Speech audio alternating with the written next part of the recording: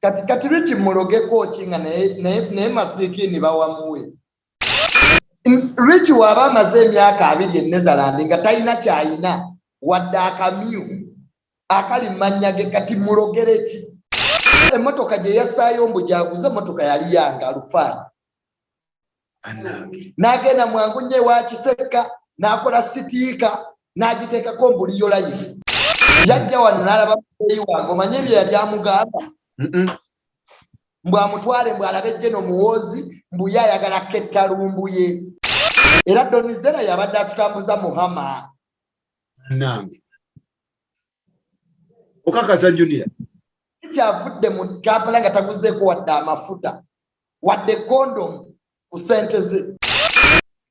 Donizera waba mukkiriza nga alina eddiini mu mutima aligamba namala muleetera basirikale okuppa ssente zange.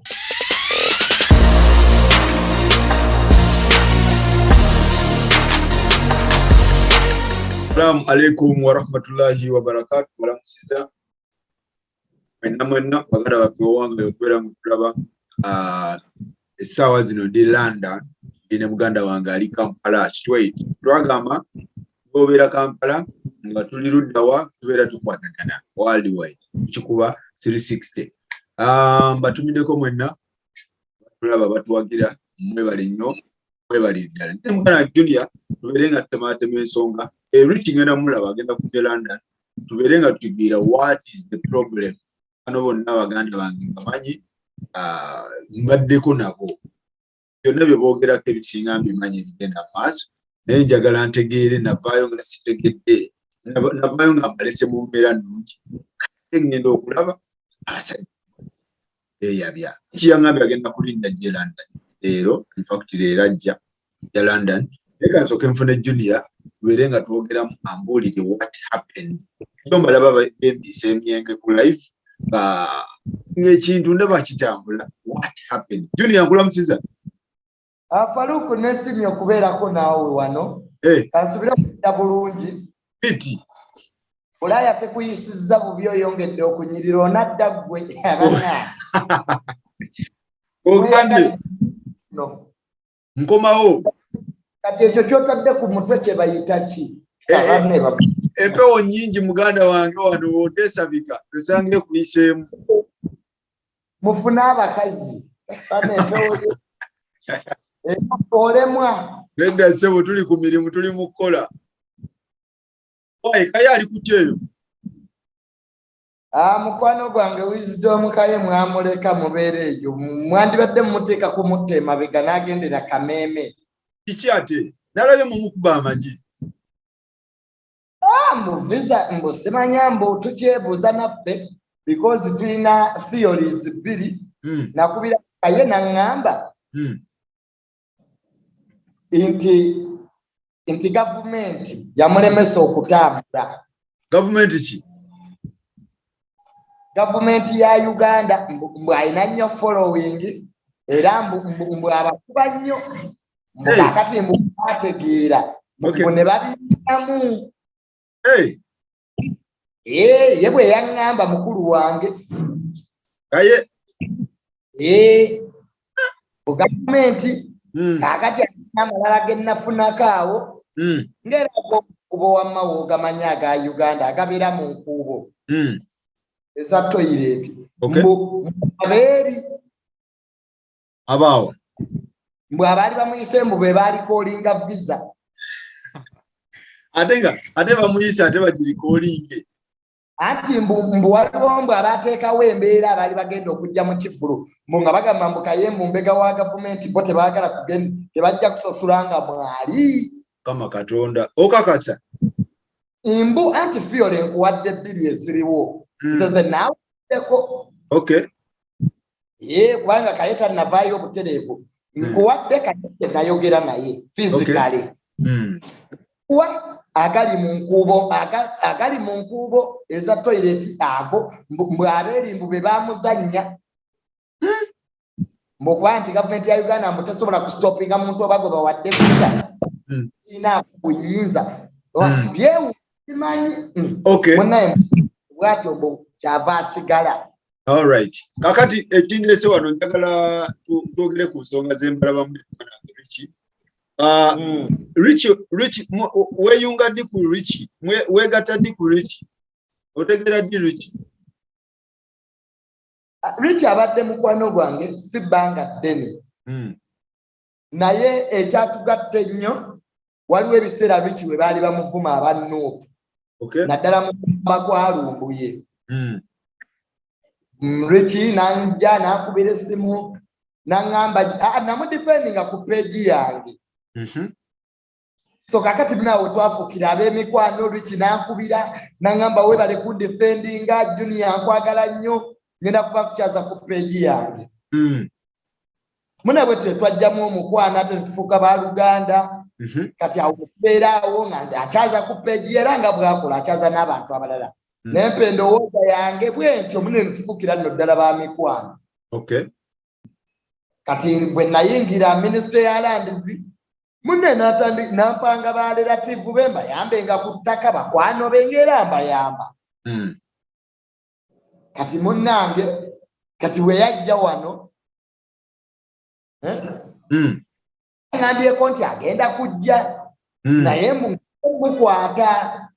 Nga bamukwatira ki? Mbu engeri gyali nnyo omuwagizi wa Nuupu. Okay. Ate asinga okwagala Nuupu ediaspora baalinga bakwano be. Kati ate nga naye mu bantu be yakyazanga ye mu bigambo byagamba ti be yakyazanga ku peegi abamu baabanga ba Nuupu. Okay. Kati nze mune bwe yaŋŋamba mbu nti okujja ekyaddondo bajja kunkwata nti okujja e Uganda naye bwe najja nkulabe. Otyo? Era n'ennaku z'omwezi mune n'azimbuulira. Kale bw'ati bwe yali anneesiza okutuuka awo. Kati bw'atuuka wano. Kati bwe yajja ayita Tanzania kati bw'atuuka wano bwe yatuuka yasookera mu bbaala. Kyekimuyise Tanzania? Mbu kutya mbu kumukwata mbu teyayagala ajje direct. Okay. Yayagala ayite wansi yesonseke Uganda. N'akikola? Munakikola munnange ne kibeera successful oba Uganda yagyesogga atya simanyi naye ndaddamu sooka okulaba lwekyo e Uganda namusanga mu bbaala. Waliwo ebbaala awo mwe yatuukira. Nga mugwa mu kifuba nga ngamba Junior naawe woli nga mulaga abayala abaliwo nga mune tutandika kweyagala. Ekiro kye ngaddayo ku apartment nga nange nkange nga nzira wange Kisaasi. Otyo? Kati enkeera lwalomba ndi ewange nga Richie ali wa Donizera nga mukubira. Nga ngamba ndi wano wa Donizera naye kyoba okola jangu neeyisima ku apartment yange. Otyo? Nga nkubira Isima simu nga mugamba Isima Richie akwetaaga. Kati Isima of course asula wano Kisaasi nange nsula Kisaasi. Kunenga tunaabako Isima nga ajja tulinnya drone ya Isima twesogga Kololo.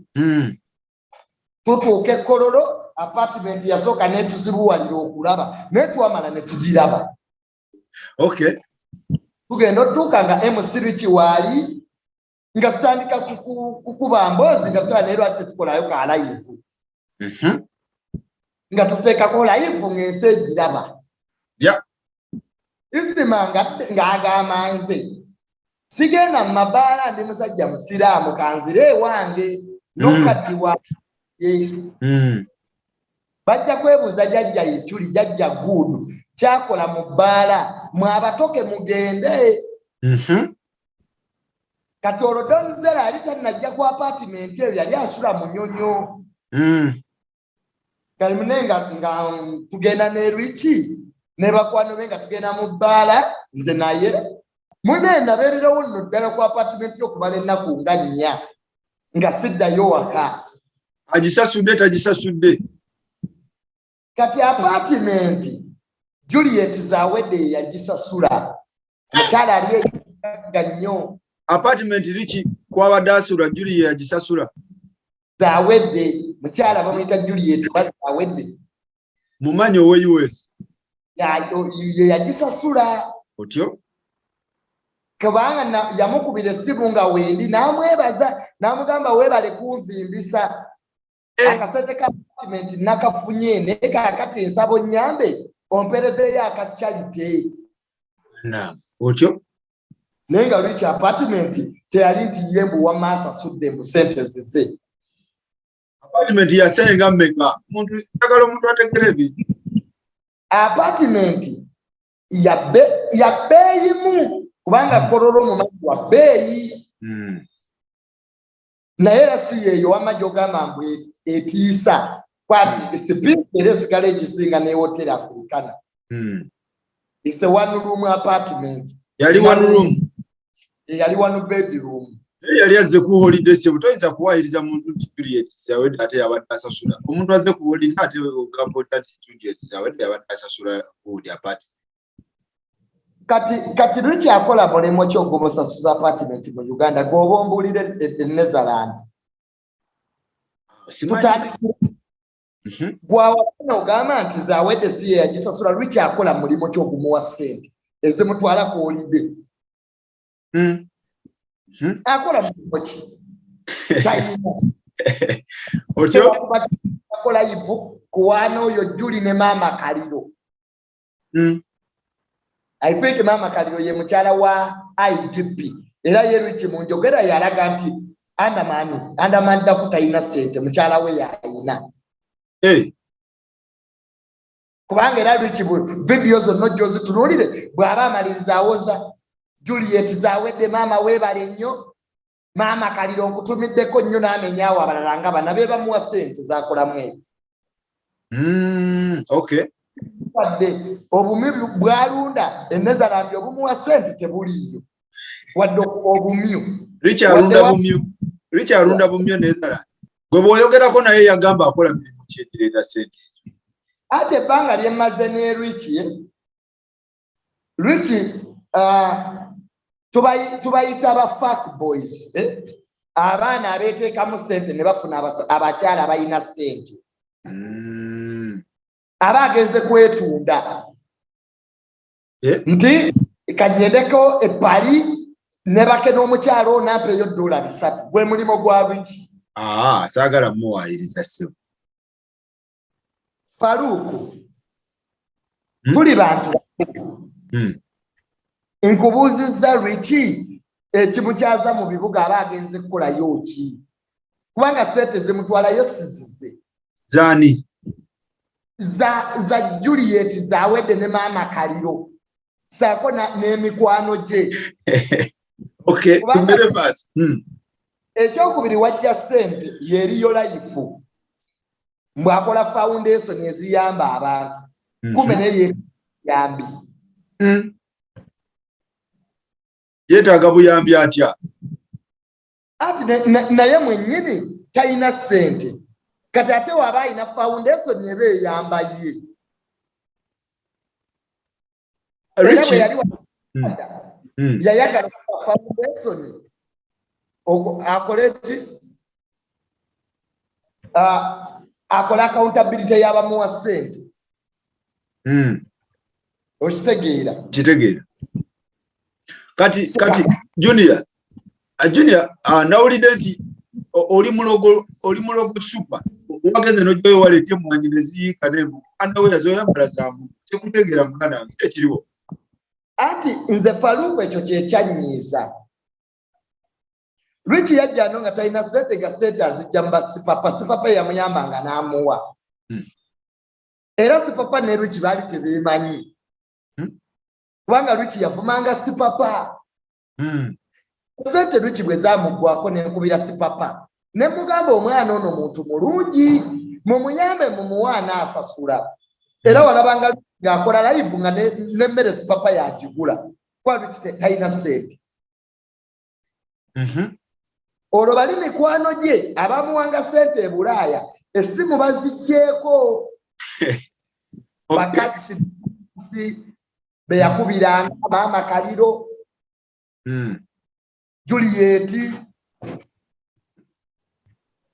okitegeera tegeera kati ate amalanzi atamukoledde ebirungi mu kifo ky'okunsiima nti Junior musajja mulungi sirina wadde 10 kye muwadde naye asobodde okulaba nti mbeera mu mbeera ennungi mu Uganda yazzeeko kunkolera vidiyo mbundi mulogo bw'oli mulogo bundi mulogo nayina ndaweya ey'olubugo Faruku wootuukira okulingiza musajja munno laba ndaweya gy'ayamba bw'otaba musiyazi oba ki otyo wootuukira Faruku okwata akameeza olabe musajja munno ng'anaaba Richita baamwemize kakati bwe nalaba vidiyo eyo nengezaako mukubira mugambe muganda wange lwaki wanvumye okutuuka ku kino nakoze eki kubanga lwiki vidiyo z'abadde akola mu Uganda n'olwe lwa Uganda abadde agebaza ngaga nebaza nnyo Junior era lwiki talina waayogerera nti namubba oba yali ampadde ekikumi kye wabula neewuunya omuntu we weewuunya ndowooza lwiki bambuuza ne ngamba abasama tebabadde na ssente omulundi guno ate ng'era kituufu abasama tebabadde na ssente Faruku because ensi yonna covid abantu yabakuba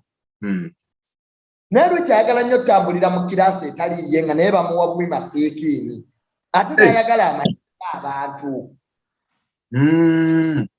tegeera kati lwiki mulogeko ki nga naye masiikiini bawamuwe lwiki nange tuli mu stage y'emu ye lwakuba kale mukulu asingako kamiliyoni emyaka 2 lwiki yali ne gavana musajja mukulu ebyaddala lwiki si mwana lwiki muvubuka lwiki aweza emyaka 45 ebyaddala bayidawe tuve mu byokusaaga omuwayiriza omusise nnyo Faruku lwiki yasisinkana abasajja ba Red Bantu ne banyumya ebyedda nti lwiki yakula era Red Bantu badasinga okuba ne kwanja emyaka egyo just bakula bukuzi Katonda yamuyamba ng'abakigawo bamanyi tebakula nti kwewawamula naye ng'era omubiri ogulaba kubanga lwiki era obuuso obulaba buguddemu lwiki yakula ne Rediba basinga Kabiliyoni emyaka 2 because Kabiliyoni ali myaka nga 49 byenjogera si bya bulimba lwiki ajjayo birth certificate ye nalaba ku national ID ya lwiki egamba etya lwiki aweza emyaka 45 ebyaddala musajja mukulu naye talina kyayina wadde oluwajji lw'eggaali ate yalaze poloti gye yakulaze yiyo twagenda ffenna okugirambula eyiye poloti yiye Donizera aba agenza okulambula poloti yeyo poloti ya Donizera Faruku kati Donizera bw'agenda olambula poloti ye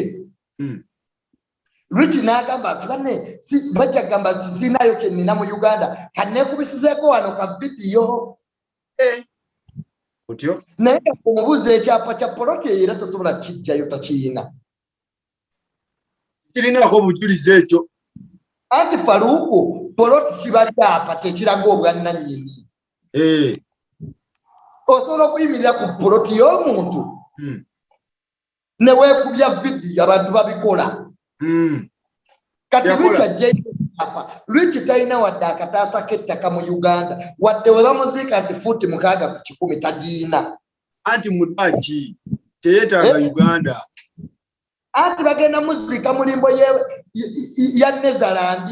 ne Netherland talinayo wadde bizinensi bamulabirira bulabirizi nga masiikiini naye bw'omulaba amanyiira abantu kuba nawulidde sebo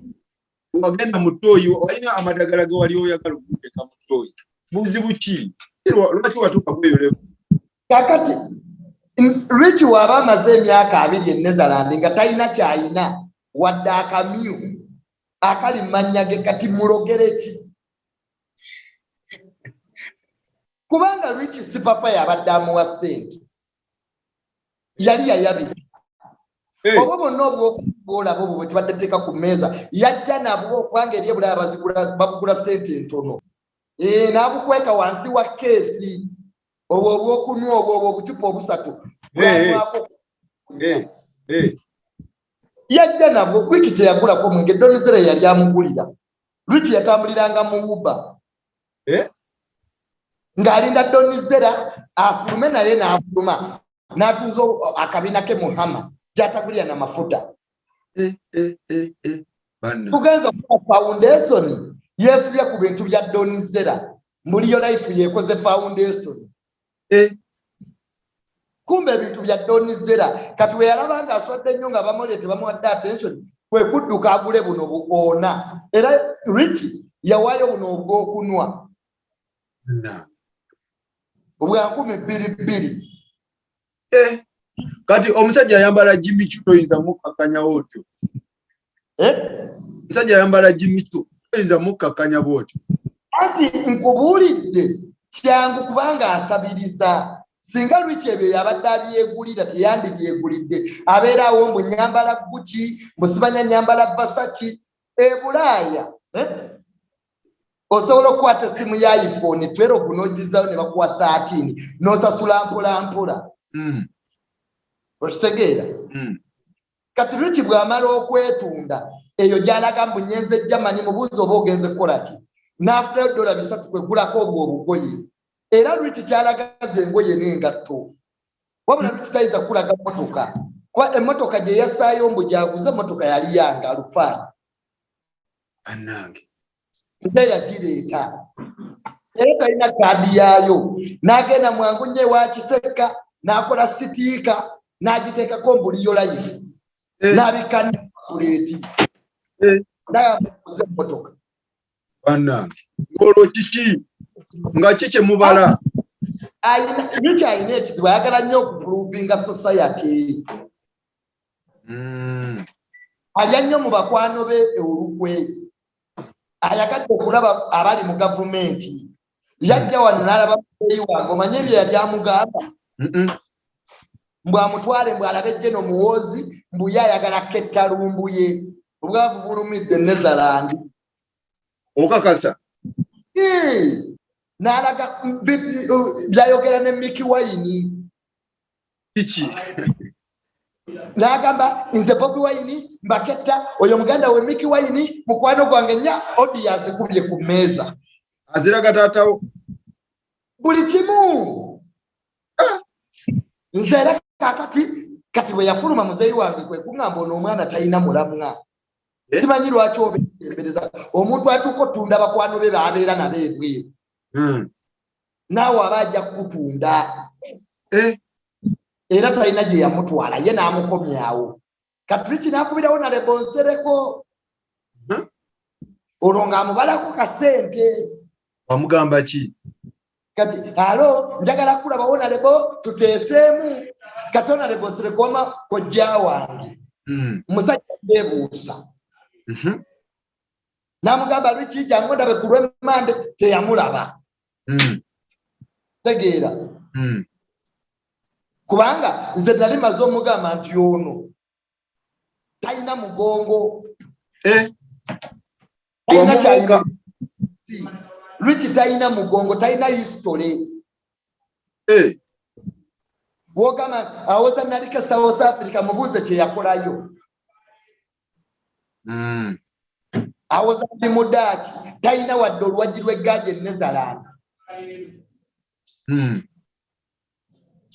kati gwe piki kyekyasinza okunyiiza okutuuka ku level eno okubabya mukwano ogwo gwe mbadde mutambula naye gwe mbadde munywa naye mbaditudde ne mukola ki nemusootinga ensonga zino kuba mbadde baluganda mu mawulire nze Faruku ebbanga lyemaze nga nkwatagana n'abantu oli mujulizi wange nze siri musajja lwaki woba ng'oli kyali w'omuntu ng'omuntu akuyambye nga bwe namuyamba because nakwako ne state zango yogolaba okuzimujjako namala muleetera maje era yakoze jo video oyo mirundi simanya ko bani SFC simanya biki namala muleetera basirikale okupa state zango ngayagala kudduka nazo yagala kudduka ne state zango sente nazijja ku account ya muzeeyi wange otyo ze mwa sente ze yagulamu ebintu bya foundation era dusene sente zo ati yali agenda kudduka nazo nga tansasudde kubanga yetasasula takubulira lunaku lwagenda era lwekyo olunaku lwe yali agenda teri yamanya omukanga nga ali ku live mu nnyonyi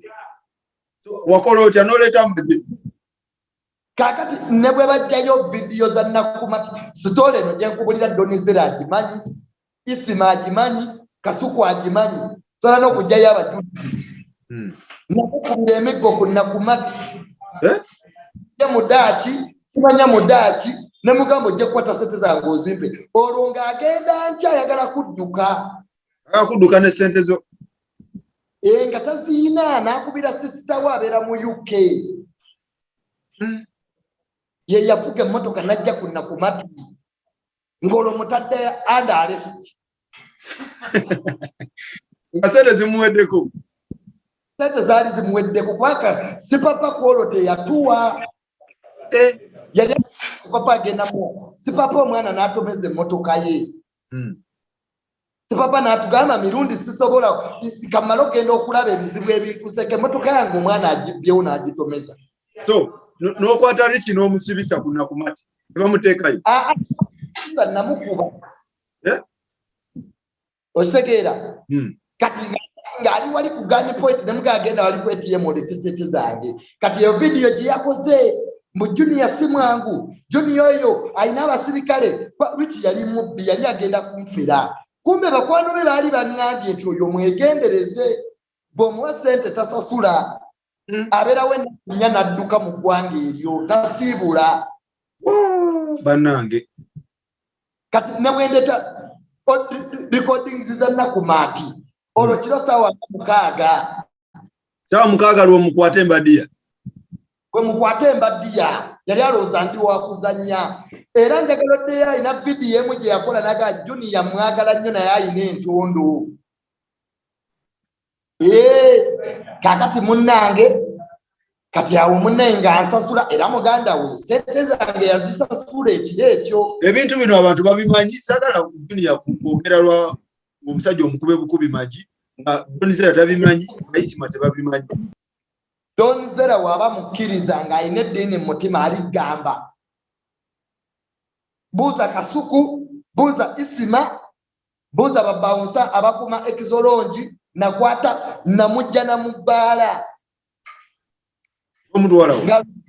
kamannyo era yennyini ye yagambye nti Junior Simwangu kumbe nze Rich nali namutegera ati mufere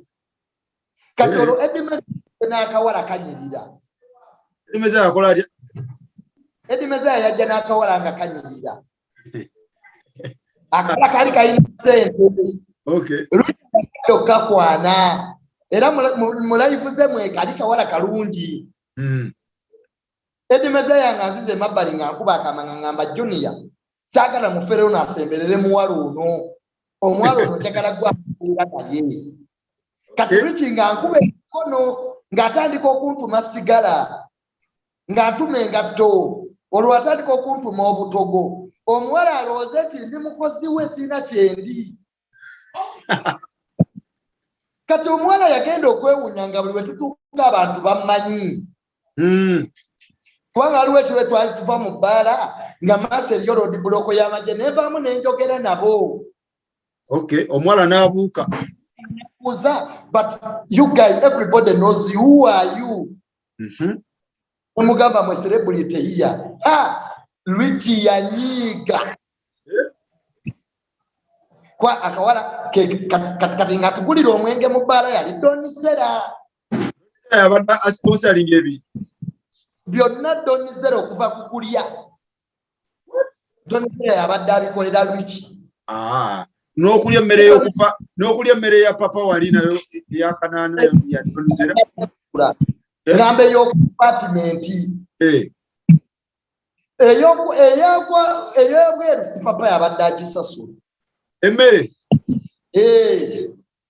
Rich yali azze kuwulire kulya ssente sagala bwayiriza musajja naawe si papa bw'atatuyita tetugenda kati tubeerewo ku apartment tetulinda Donizera atumye naffe batuteereko mu koosa bannaye lwaki life yakupangirira bannaye mugire life liyo life Rich yateekawo nnyo embeera Donizera gy'asula ku eyo apartment Donizera yali asula mu Nnyonyo Rich n'amuseera n'amugamba kakati eyo Munyonyo gy'osula security embi jangu tubeere wano kumba abala anaamugulira ku byokulya era Donizera yabadde atutambuza Muhama nange okakasa Junior kyavudde mu Kampala nga taguzeeko wadde amafuta wadde condom ku ssente ze abadde ali azaani